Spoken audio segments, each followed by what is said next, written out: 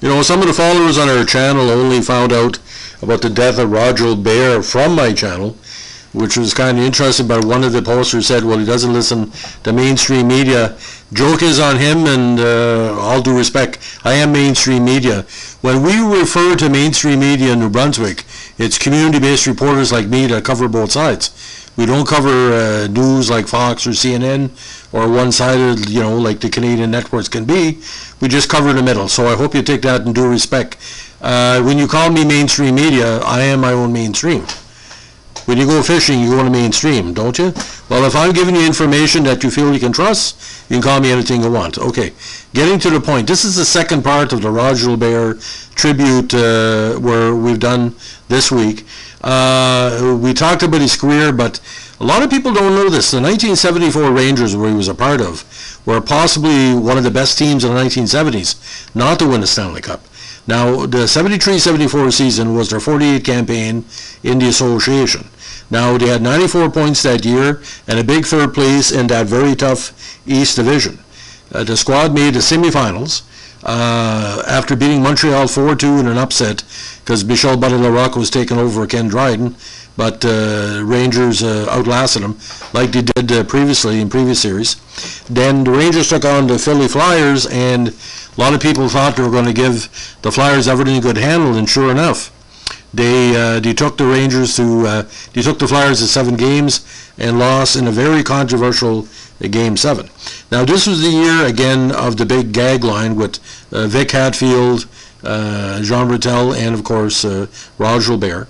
2 coaches that year, Larry Popien and Emile Cat Francis, who was also GM, and Brad Park backed up Vic Hadfield as captain. Now that year, Gilbert had 36 goals in the regular season, but Brad Park led all scorers with 82 points and 148 minutes in penalties. Now Eddie Jacquemin had another great season with 30 wins and a 3.07 average. Now, a big change happened prior to the season where E. Michael Burke handed in his resignation to New York Yankees so that he could become president of Madison Square Garden. This would make Burke the president of the New York Rangers Hockey Club and, of course, the New York Knicks basketball club. Now, the idea about that year, Boston was the dominant team in that division with a 52-17-9 record. Montreal was second, 45-24-9.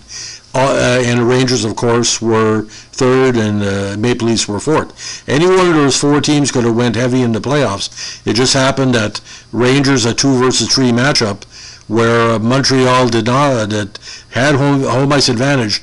They couldn't handle the Rangers as the season went on. Now the Rangers had a very interesting season, very consistent. They went, especially in November, December, January, and February. November, they were 7-3-4. December, 7-4-3. January, 7-4-1. February, 8-1-2, with some dynamite results at home. You only started to fade in a little while, March and April. Now, that year again, of all people, a lot of people thought his career was going to be done, but Pete Stamkowski had a good year that year with 70 points in 78 games. Jean Brettel, of course, 67 points in 68 games, and Vic had 27 goals. Stevie Vickers had 34.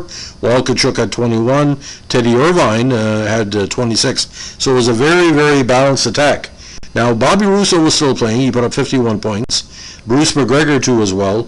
But the defense, you know, Rod Searling, Joe Marat, Dale Rolfe, Jimmy Nielsen, of course, a favorite of the channel, and some veterans like Glenn Sader, Burt Wilson, Tommy Williams, Mike Murphy, Jack Eagers, we either were there most of the season or went away in the playoffs.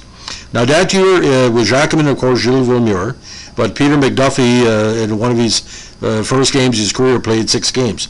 Villemure had an OK as a backup, 7-7-3 with a 3.53 average. Now in the playoffs, of course, Stamkowski was the shining light with 12 points in 13 games, with Park having his average point a game pace. So we look in the playoffs in the 1974 postseason, and this is where it got pretty bizarre. When Philly played Atlanta in the first round, A lot of people thought Atlanta was going to knock off the Flyers for 1 or 2 games, but he kind of softened up the Flyers towards the Rangers in the semifinals. Now, as we look as the series started off, Rangers were in a deep hole. They were behind. They lost 4-0 game 1, 5-2 in game 2 at the Spectrum. But when they come back to New York, they won both games back-to-back, 5-3 and 2-1 in overtime.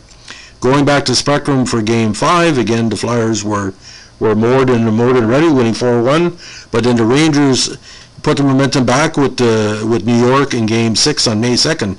This is what they call one of the latest semifinals in NHL history at the time. But the Rangers had all the momentum going into game 7, but they lost in a very, very controversial game 4-3. And I'm going to tell you why it was controversial.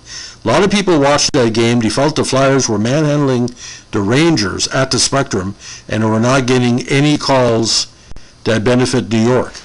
Because as a lot of people know, Teddy Irvine, Dale Rolfe, some of the key enforcers were Rangers, weren't getting the calls for them, but a lot of calls against them.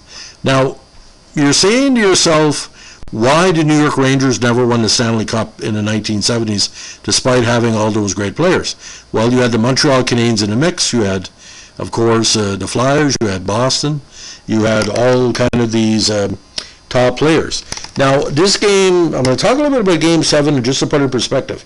Rangers had led 1-0 early in the first period, or late in the first period. But then the Flyers came back with 3 straight goals from McClish, Kinderchuk, and Gary Dornhofer. Now, Stevie Vickers made it 3-2 in the third period at the 8:49 mark. But Dornhofer, the nail in the coffin, he scored pretty well 12 seconds later to make it 4-2. Now Stemkowski, again their playoff MVP, had a goal late. But what really hurt the Rangers' is the game, that the Flyers were outshooting the Rangers most of the contests, 46-34.